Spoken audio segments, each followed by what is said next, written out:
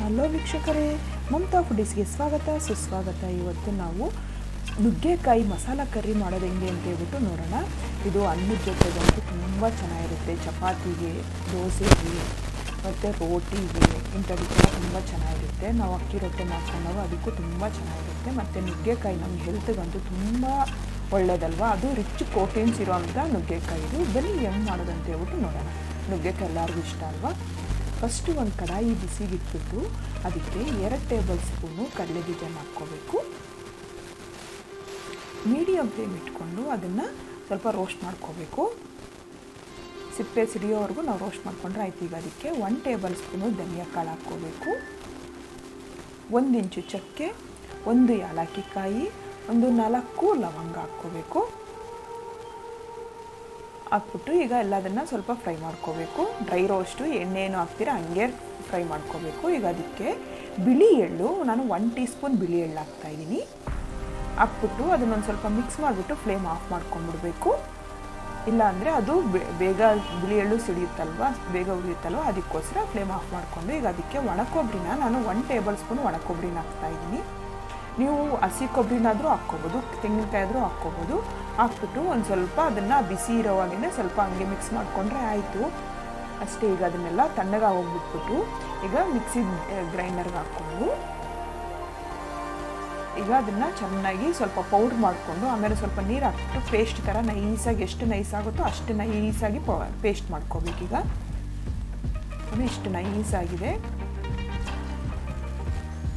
ಅದಕ್ಕೆ ಕಾಯಿ ಹಾಕಿರ್ತೀವಲ್ಲ, ತೆಂಗಿನಕಾಯಿ ಹಾಕಿರ್ತೀವಲ್ಲ, ಅದು ತುಂಬ ನೈಸ್ ಆಗೋಲ್ಲ, ಅದಕ್ಕೆ ಆದಷ್ಟು ನೈಸ್ ಮಾಡ್ಕೋಬೇಕು. ಈಗ ಒಂದು ಕಡಾಯಿಗೆ 3 ಟೇಬಲ್ ಸ್ಪೂನ್ ಎಣ್ಣೆ ಹಾಕ್ಕೋಬೇಕು. ಇದಕ್ಕೆ ಸ್ವಲ್ಪ ಎಣ್ಣೆ ಜಾಸ್ತಿ ಅಂತಲೇ ಹೇಳಬೇಕು. ನಾನು 3 ಟೇಬಲ್ ಸ್ಪೂನ್ ಎಣ್ಣೆ ತೊಗೊಂಡು ಅದಕ್ಕೆ 1 ಟೀ ಸ್ಪೂನ್ ಸಾಸಿವೆ ಮತ್ತು 1 ಟೀ ಸ್ಪೂನು ಜೀರಿಗೆ, 1 ಒಣಮೆಣಸಿನ್ಕಾಯಿ ಹಾಕ್ತಾಯಿದ್ದೀನಿ. ಮತ್ತು ಒಂದು ಸ್ವಲ್ಪ ಕರಿಬೇವು ಹಾಕ್ಬಿಟ್ಟು ಅದನ್ನು ಸಾಸಿವೆ ಚಿಟಪಟ ಅನ್ಸ್ಕೋವರೆಗೂ ನಾವು ಫ್ರೈ ಮಾಡ್ಕೋಬೇಕು. ಈಗ ಕಟ್ ಮಾಡಿರೋವಂಥ 2 ಈರುಳ್ಳಿನ ಹಾಕ್ತಾಯಿದ್ದೀನಿ. ಮೀಡಿಯಮ್ ಸೈಜ್ ಈರುಳ್ಳಿ ತೊಗೊಂಡು ಅದನ್ನು 2 ಈರುಳ್ಳಿ ಹಾಕ್ತಾಯಿದ್ದೀನಿ. ನೀವು ದೊಡ್ಡ ಸೈಜ್ ಆದರೆ ಒಂದೇ ಸಾಕಾಗುತ್ತೆ. ಈಗ ಅದನ್ನು ಗೋಲ್ಡನ್ ಕಲರ್ ಬರೋವರೆಗೂ ಫ್ರೈ ಮಾಡ್ಕೋಬೇಕು ನಾವು. ಆದಷ್ಟು ಚಿಕ್ಕದಾಗಿ ಕಟ್ ಮಾಡ್ಕೊಂಡಿರ್ಬೇಕು ಈರುಳ್ಳಿನ. ಈಗ ಶುಂಠಿ ಬೆಳ್ಳುಳ್ಳಿ ಪೇಸ್ಟು 1 ಟೇಬಲ್ ಸ್ಪೂನ್ ಅಷ್ಟು ಹಾಕ್ತಾಯಿದ್ದೀನಿ. ಹಾಕ್ಬಿಟ್ಟು ಈಗ ಶುಂಠಿ ಬೆಳ್ಳುಳ್ಳಿ ಹಸಿ ವಾಸನೆ ಹೋಗೋವರೆಗೂ ಫ್ರೈ ಮಾಡ್ಕೊಂಡಾದಮೇಲೆ ಟೊಮೊಟನ್ನ ಈ ಥರ ನಾನು ಪೇಸ್ಟ್ ಥರ ಮಾಡ್ಕೊಂಡಿದ್ದೀನಿ. 2 ಟೊಮೊಟನ್ನ ಮಿಕ್ಸಿಗೆ ಹಾಕ್ಬಿಟ್ಟು ಈ ಥರ ಪೇಸ್ಟ್ ಮಾಡಿಕೊಂಡು ಅದನ್ನು ಇವಾಗ ಎಣ್ಣೆ ಮೇಲೆ ಬರೋವರೆಗೂ ಫ್ರೈ ಮಾಡ್ಕೋಬೇಕು. ಹಸಿ ವಾಸನೆ ಹೋಗಾದ್ಮೇಲೆ ಅದು ಎಣ್ಣೆ ಮೇಲೆ ಬರುತ್ತೆ.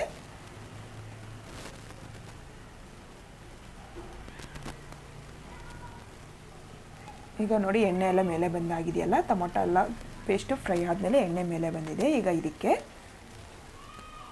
ಮಸಾಲೆ ಇಂಗ್ರೀಡಿಯೆಂಟ್ಸ್ ಹಾಕ್ಕೋಬೇಕು. 1/4 ಟೀ ಸ್ಪೂನು ಅರಿಶಿನ, 1 ಟೀ ಸ್ಪೂನು ಅಚ್ಚ ಖಾರದ ಪುಡಿ. ನೀವು ಖಾರ ಜಾಸ್ತಿ ಬೇಕು ಅನ್ನೋದ್ರೆ ಸ್ವಲ್ಪ ಜಾಸ್ತಿನೇ ಹಾಕ್ಕೋಬೋದು. ಉಪ್ಪು ರುಚಿಗೆ ನೋಡ್ಕೊಂಡು ಹಾಕ್ಕೋಬೇಕು. ಹಾಕ್ಬಿಟ್ಟು ಈಗ ಮಸಾಲೆ ಎಲ್ಲ ಚೆನ್ನಾಗಿ ಸ್ವಲ್ಪ ಮಿಕ್ಸ್ ಮಾಡಿಕೊಂಡು ಫ್ರೈ ಮಾಡ್ಕೋಬೇಕು. ಈಗ ಈ ಥರ ಎಲ್ಲ ಫ್ರೈ ಆದಮೇಲೆ ಈಗ ನಾವು ಗ್ರೈಂಡ್ ಮಾಡ್ಕೊಂಡಿದ್ದೀವಲ್ವ ಪೇಸ್ಟು, ಆ ಪೇಸ್ಟೆಲ್ಲ ಹಾಕಬೇಕು. ಹಾಕ್ಬಿಟ್ಟು ಎಲ್ಲ ಚೆನ್ನಾಗಿ ಮಿಕ್ಸ್ ಮಾಡಿಕೊಂಡು ಅದೊಂದು ಸ್ವಲ್ಪ ಎಣ್ಣೆ ಮೇಲೆ ಬರೋವರೆಗೂ ಫ್ರೈ ಮಾಡ್ಕೋಬೇಕು.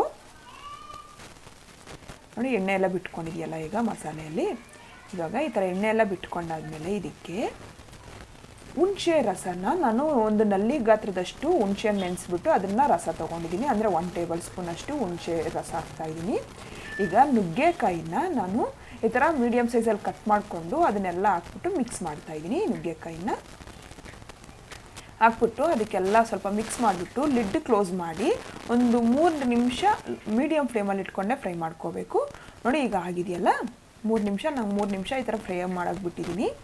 ಈಗ ಇದಕ್ಕೆ 1/4 ಲೀಟ್ರ್ ನೀರು ಹಾಕ್ಕೋಬೇಕು. ನೀವು ಜಾಸ್ತಿ ಬೇಕನ್ನೋದ್ರೆ ಸ್ವಲ್ಪ ಜಾಸ್ತಿನೇ ನೀರು ಹಾಕ್ಕೋಬೋದು. ನಾನು 1/4 ಲೀಟ್ರ್ ಹಾಕ್ತಾಯಿದ್ದೀನಿ. ಸ್ವಲ್ಪ ತೆಳ್ಳಕ್ಕಿದ್ರೂ ಪರವಾಗಿಲ್ಲ ಅನ್ನೋದಾದರೆ ಜಾಸ್ತಿ ಹಾಕ್ಕೊಳ್ಳಿ. ಈಗ ನೀರು ಹಾಕ್ಬಿಟ್ಟೆಲ್ಲ ಚೆನ್ನಾಗಿ ಮಿಕ್ಸ್ ಮಾಡಿಬಿಟ್ಟು ಲಿಡ್ ಕ್ಲೋಸ್ ಮಾಡಿ ಒಂದು 7ರಿಂದ 8 ನಿಮಿಷ ಅದು ಕುದಿಯೋಗಿ ಬಿಡಬೇಕು. ಅಂದರೆ ನುಗ್ಗೆಕಾಯಿ ಚೆನ್ನಾಗಿ ಬೇಯೋವರೆಗೂ ಬಿಡ್ಕೋಬೇಕು. ನೋಡಿ ನಂದು 7 ನಿಮಿಷ ತೊಗೊಂತು ಟೈಮು. ನೋಡಿ ಎಲ್ಲ ನುಗ್ಗೆಕಾಯಿ ಎಲ್ಲ ಬೆಂದಾಗಿದೆ. ಈಗೆಲ್ಲ ಚೆನ್ನಾಗಿ ಮಿಕ್ಸ್ ಮಾಡಿಕೊಂಡು ಎಲ್ಲ ಮಿಕ್ಸ್ ಮಾಡ್ತಾಯಿದ್ದೀನಿ. ಈಗೆಲ್ಲ ಚೆನ್ನಾಗಿ ಮಿಕ್ಸ್ ಆಗಿದೆ. ಅರೋಮೆಟಿಕ್ಕಾಗಿ ತುಂಬ ಚೆನ್ನಾಗಿದೆ ಇದಂತೂ. ಅಷ್ಟೇ ನೋಡಿ, ನುಗ್ಗೆಕಾಯಿ ಬೆಂದಾಗಿದೆ. ಈಗ ಅದಕ್ಕೆ ಲಾಸ್ಟಲ್ಲಿ ಒಂದು ಸ್ವಲ್ಪ ಕೊತ್ತಂಬರಿ ಹಾಕ್ಬಿಟ್ಟು ಫ್ಲೇಮ್ ಆಫ್ ಮಾಡಿಕೊಂಡು ಸರ್ವಿಂಗ್ ಬೌಲ್ಗೆ ಸರ್ವ್ ಮಾಡಿಕೊಂಡ್ರೆ ಆಯಿತು. ಅಷ್ಟೇ.